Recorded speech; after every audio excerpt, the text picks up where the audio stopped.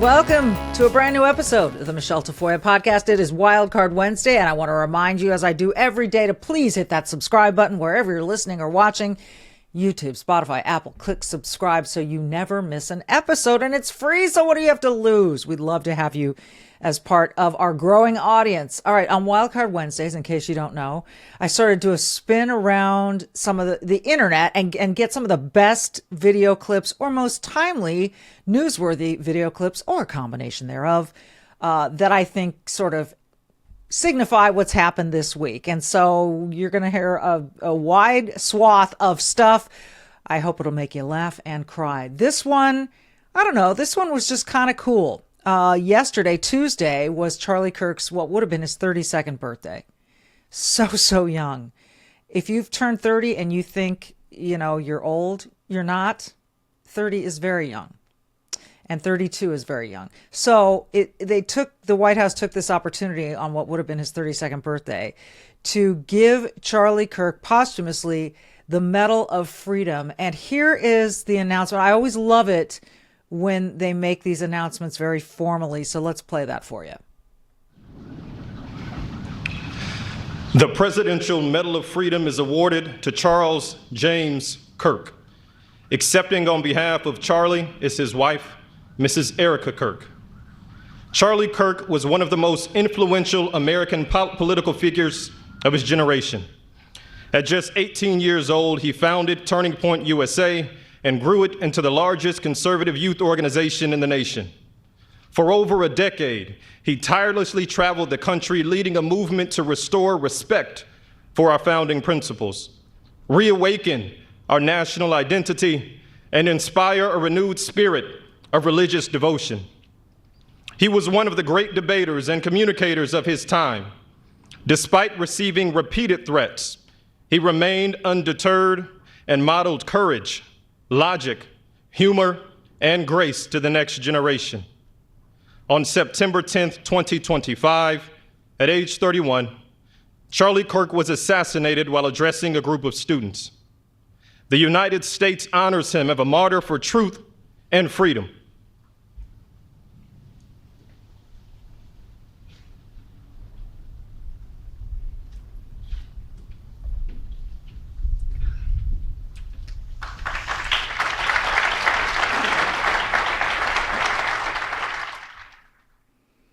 You may have noticed that if you're watching, Charlie Kirk's widow, Erica, was wearing black. She did not wear black at his memorial. And the trolls, of which there are many on X and other places, were saying, why didn't she wear black? She didn't wear black at his... Shut up. I'm going to ignore that. Now, Erica, for her part, again, spoke beautifully. She has quite the gift for standing in front of an audience, even in the depths of grief, and being able to express herself really exceedingly well. And in this moment, she said this was an unparalleled birthday gift for Charlie. Roll the tape. Honestly, President Trump, I have spent 7.5 years trying to find the perfect birthday gift for Charlie. And it's so difficult. And those of you that have spouses or loved ones, you know how difficult it is sometimes to buy a gift for someone that you love, because he wasn't a materialistic man, so that also did not help. But now I can say with confidence, Mr. President, that you have given him the best birthday gift he could ever have. Thank you.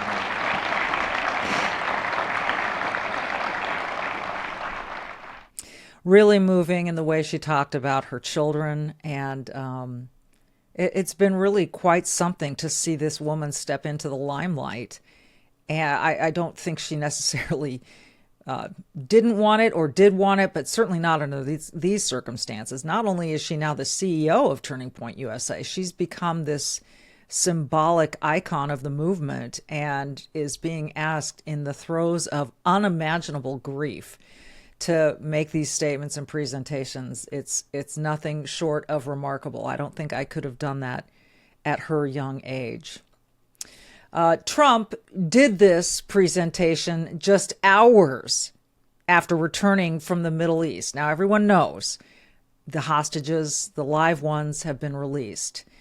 And 4 deceased came back the first day. We're hearing that 4 more deceased are on their way back. I hope by the time that this drops, there will be more, because there were supposedly 28 deceased hostages. So it's interesting, though, in all of this good news and the plaudits that are coming to Trump, to look back just to May of this year, right? We're sitting in October, just May, just like 4 months into his presidency, how CNN talked about, specifically John King and Dana Bash, talked about Trump and his ineffectiveness in the Middle East. Let's roll this flashback. The premise of this whole conversation was an expectation that Donald Trump himself set in the campaign, which is, I'm going to fix all of this. And a lot of people believed it. It turns out even the Hamas terrorists, apparently, who were holding hostages. Yeah, they wanted Who? terrorists. We're afraid of Trump. Yeah, they wanted Kamala to be chosen, to be elected. You talked politics with them? Yeah. They wanted Kamala to be elected. The war is definitely not over, and not all hostages are out. Not all hostages are out. And again, another thing that Donald Trump said would end. But the rest of the world is saying Donald Trump cannot be trusted on these issues where America used to lead. There is American leadership here. It's Netanyahu, do whatever you want. It's not, how do we end this? Where's an American president to try to figure this out? He just wants Gaza emptied so they can build hotels. I think it's the same idea of what we were talking about with Ukraine, is that he didn't understand why it wasn't being done before he was there. Then he got into office and realized, wow, this is really, really hard. So, and now he's turned his attention elsewhere. It's not black and white. That's what's happening. Turned his attention elsewhere. Yeah, just kind of forgot about it. Said, no, I'm going to stop working on the Middle East. Stop working on, I thought it'd be cool if we could clear Gaza and build hotels. That's all. Yeah. Like there was nothing. Oh, Benjamin Netanyahu, do whatever you want. Just Biden's administration had Netanyahu's hands tied, told him not to do certain things. Don't go into Rafah, which is, I believe, where they found Sinwar and killed him. It was the Biden administration who really held them back. And now the Trump administration, I think we can point to the bombings at the Iran nuclear sites for turning this thing, for making Iran basically impotent in their nuclear program, and sending a message to the rest of the world that this was serious and you don't have Iran's nuclear weapons to hold over us anymore. So let's get this over with, shall we? And that seems to be happening. I'm going to play this for you. And here's why I decided to do this. I know a lot of you listen on Spotify or Apple Podcasts, and you don't see the visuals. It won't matter in this case. I was out on a walk with my dog this morning, and I was listening to this, and I was wishing that I could see the pictures, but at the same time, what I realized was the sound of these reunions with hostages was the thing that really wrenched my heart. So I want to treat you to this. Misty, let's roll it. חיים שלי, חיים שלי, חיים שלי, אתה אלוף גיבור, כפרה עליך אני, כפרה עליך אני, כפרה עליך אני.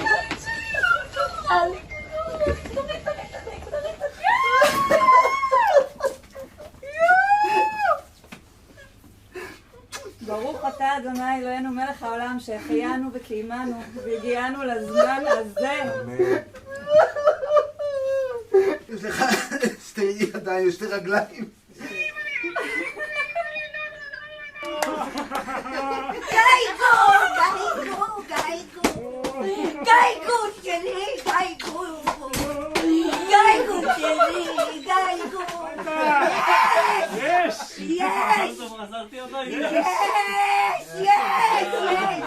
יש! ברוך אתה אדוני אלוהינו מלך העולם שהחיינו וקיימנו והגיענו לזמן הזה. יוצאים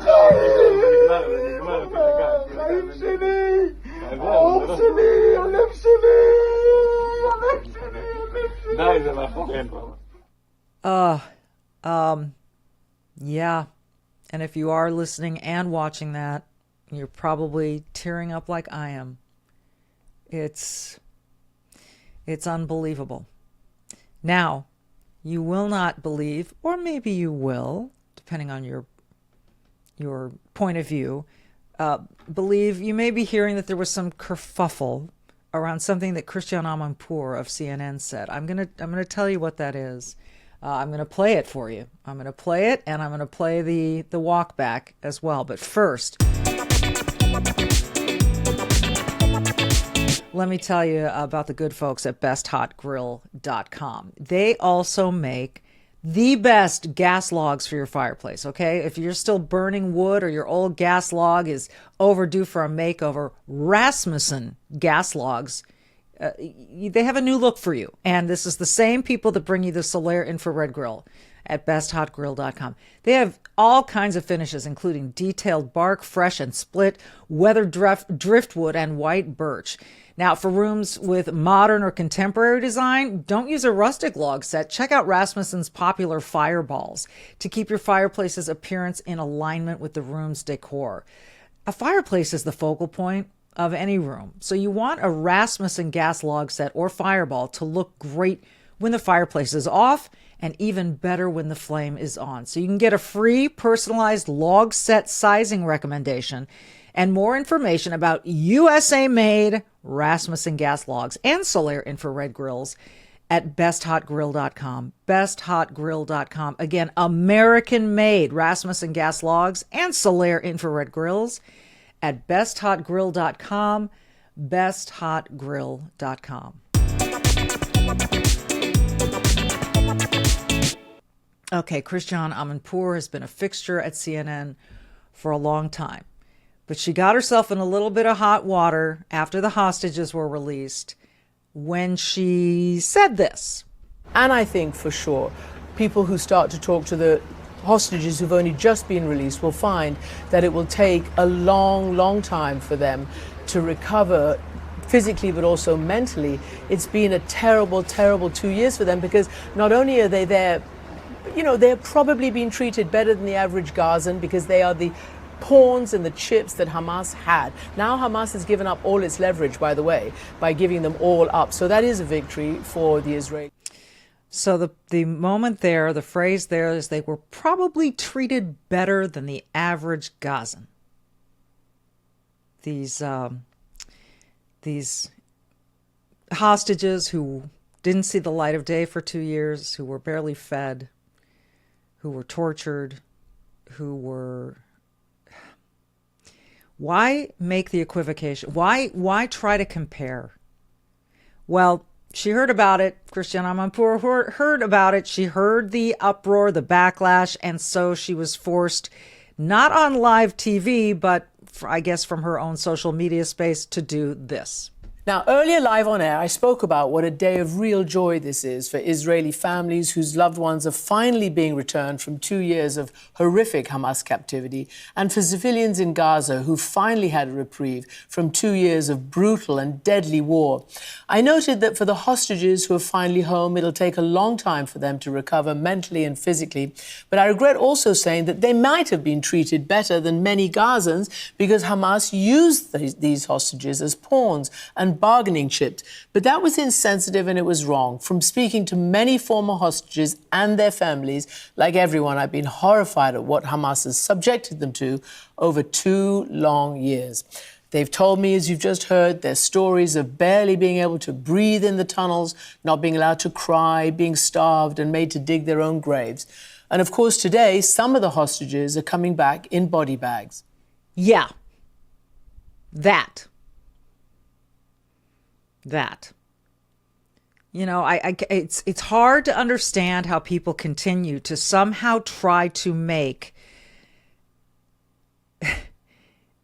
us feel guiltier or worse for one side than the other. War is hell. But let's not forget who started the war. And let's not forget that a ceasefire could have happened earlier had they just returned the hostages. But they didn't until they did. And by the way, it's not going to be a long time for these people to recover. Physically, maybe. Mentally, they will never recover. They will never recover. They will be having nightmares about this for the rest of their lives. So, the other crowd that is mysteriously quiet is that ceasefire now crowd. There are all the people, the Hollywood stars, and ceasefire now. We want a ceasefire. Well, Michael Rappaport, who is an actor, comedian, he's been very outspoken on this whole issue. And he is wondering, where the hell are you people now? Roll it. Ceasefire. It started. Where are you at? Is it not cool? Is that not what the cool kids are doing? You've been saying for 2 years, ceasefire now. You got to cease fire right now. It's happening right now. The hostages are being released. I know you don't give a about that. Maybe it's not the ceasefire. It's occupation. Oh, well, but they're not occupying Gaza. It's the occupation of the West Bank or Judea, Samaria, the Zionists. Yo, there's a ceasefire right now. Breathe. Be happy. Be elated. I'm happy. I'm elated. I cannot wait. All regular, normal people, any single normal, regular person is excited and happy. Baruch Hashem, that these hostages, Baruch Hashem, are going to make it home in the next few days. And there's no war, there's no explosions, no bombings, no IDF soldiers, no innocent civilians of Gaza, and actual innocent civilians of Gaza being hurt and scared. And you got nothing to say now? Maybe I'm just dumb. I believed you when you were saying ceasefire, ceasefire. But maybe I'm a sucker. I'm the dumb for believing that you actually wanted that. You didn't want. So there are a lot of profanity there, right? But I understand the anger. All you people were saying this. And this happened. And all these world leaders gathered to sign on to this agreement. And where are you? Some of them are finding anything, any way to distract or criticize or, just find something else to bitch and moan about. The politicians have been hideous. The people who are anti-Trump have been hideous. I'm not saying you should go kiss his ring or anything else. I am saying, how about some credit where credit is due? And no, don't tell me that Joe Biden had anything to do with this. Joe Biden let it linger. Again, he tied the hands of the IDF and so on and so forth. So this turned on the bombing of the nuclear facilities in Iran. That was a badass move. It put the hammer down. It was called Midnight Hammer, and told everyone just how serious this administration is and was and remains, by the way. The other grotesque thing, and Bill Maher lays this out really well. The other grotesque thing is that we've got Christians by the hundreds of thousands being massacred in Africa. Haven't heard about this? I want to pay attention because it's evil. It's sick. It's disgusting. And it's a fact that this is going on. And it's a fact that all those people who claim to want to stand up for innocent lives don't seem to care about these lives. Roll Bill Maher. If you don't know what's going on in Nigeria, your media sources suck. You are in a bubble. And again, I'm not a Christian, but they are systematically killing the Christians in Nigeria. They've killed over 100,000 since 2009. They've burned 18,000 churches. This is so much more. These are their Islamists, Boko Haram. This is so much more of a genocide attempt than what is going on in Gaza. They are literally attempting to wipe out the Christian population of an entire country. Where are the kids protesting this? Thank you. Because no one will talk about it, so thank you. Absolutely. It's Africa. That's why no one's talking about it, and they should be. You can't read about it in mainstream media. It's sad, so thank you for bringing it up. Well, because the Jews aren't involved. That's why. It's the Christians and the Muslims. Who cares? Truth. It's true. I don't always agree with Bill Maher. I don't. But And he cushioned that whole thing with, I'm not a Christian, but he's right. That is a Holocaust going on in Nigeria and elsewhere in Africa. This is evil on another level. That is a genocide. That's what a genocide is. All right. You know, I spent a few decades on the sidelines of the NFL, the NBA, the Olympics, and I've learned that true expertise comes from consistency, not from guesswork. That's not the way to do that. And that's why I've partnered with Sports Corner Daily. Their free daily picks keep hitting with analysis so sharp even casual fans can win. Now, the NFL season is live and it is exciting and it's unpredictable and there's no better time to jump in.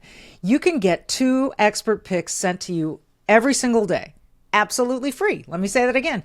You can get 2 expert picks sent to you every single day, absolutely free. Here's how you do it. You go to sportsdailypick.com. You sign up. It takes seconds. No cost, no risk, just smart winning insights. So don't wait. Kick off the season the right way at sportsdailypick.com. Sports Corner Daily, where winners start their day. That's at sportsdailypick.com. sportsdailypick.com. I'm going to finish. Trust me, there's a darling bit I'm going to finish with. Very sweet, adorable, cute, beyond cute. But let me update you on this thing. You know, everyone's going crazy over Letitia James being indicted on mortgage fraud. Oh my gosh, this is Trump's DOJ. It's retribution. Okay. I think Representative Brandon Gill answered on CNN very succinctly and honestly about really what this is all about. Roll the tape. I agree with Letitia James whenever she stated that no one is above the law. And what happened here is a grand jury determined that there is sufficient evidence to bring to indictment allegations of mortgage fraud against her. She's going to have her day in court. It's going to be about 2 weeks from today, and we'll see what the court decides. But it looks like there is sufficient evidence here to reasonably say that she did indeed commit mortgage fraud. And if she did, she needs to be held to the same standards as anybody else would. I mean, this is somebody who tweeted whenever she was going after President Trump, weaponizing the New York Justice Department against the president, that when powerful people cheat to get better loans, it comes at the expense of hardworking people. She needs to be held to that standard as well. Okay, now here's some updates on the whole Letitia James story. Apparently, someone living in this house that we're talking about in Virginia is a cop-hating fugitive relative who was twice arrested for assaulting police officers. This is according to court documents. New York State Attorney General Letitia James' grandniece, Nakia Thompson, who is 36 years old, is currently wanted in North Carolina for failing to complete the terms of her parole following a 2011 arrest in Winston-Salem. In that case, she was charged with malicious conduct by a prisoner, that's a felony, along with assault of a government official and resisting a public officer, court records show. Now, there's more to this story. Apparently, she's got a long list of priors. She's not returning to North Carolina. She's living in this house in Virginia that is owned by Letitia James. So this story's like an onion, many layers that are being peeled back. We'll see where it goes. All right. Very interesting how this woman campaigned on suing Trump, putting him behind bars, the whole bit. And now she's saying they're weaponizing the Justice Department. I mean, if it weren't so maddening, it would be funny. So I leave you with something funny. First, I'm going to say be brave, do good, because I say that at the end of every podcast. And I'll let you roll home with this. On X, there's an account called Positive Side of X. It's a good follow. And in this particular clip, a dad is trying to teach his toddler to say, bro, what's up? Watch the tape. Bro. What's up? What's up? Okay, Daddy first. Daddy say first, okay? Daddy say it first. Bro, what's up? Okay, your turn. You have to say bro first. Bro. You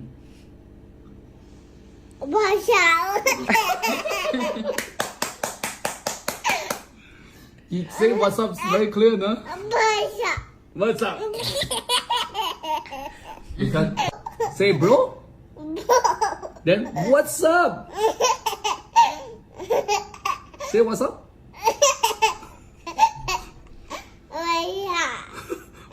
One more time.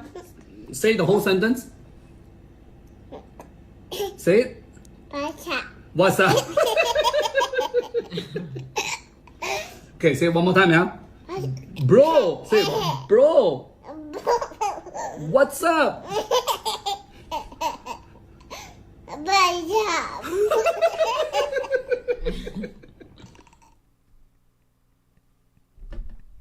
See you next time.